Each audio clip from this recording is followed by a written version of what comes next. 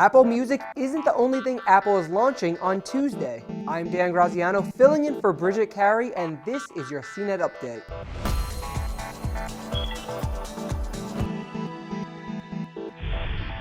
A new version of the operating system for iPhones and iPads is being released on Tuesday.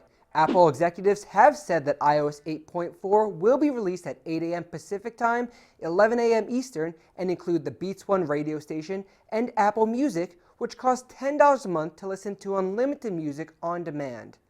When you pay for Apple Music, you can also load 25,000 of your personal songs you bought elsewhere into the service and mix and match it with your streaming playlist.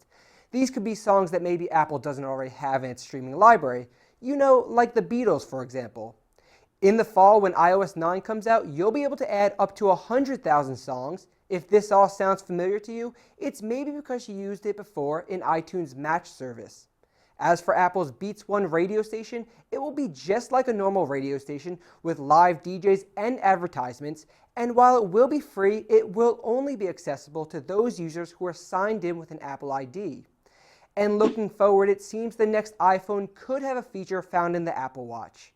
Bloomberg is reporting that Apple is putting Force Touch in the next iPhone model. Force Touch can sense how much you're pressing on the screen, so it knows the difference between a light tap and a hard one. The trackpad on the new MacBook computer also has a pressure sensor called Force Click. This lets you use different touches to make different selections, similar to how we use a right click on a PC to pull up different options.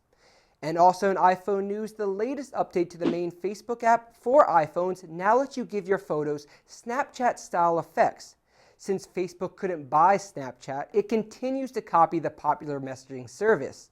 On iOS, when you select a photo to post, you can now swipe to select different filters and add text, stickers, and other effects, just like you can on Snapchat.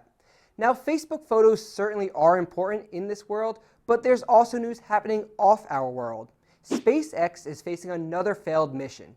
An unmanned SpaceX rocket exploded 2 minutes after launching on Sunday morning.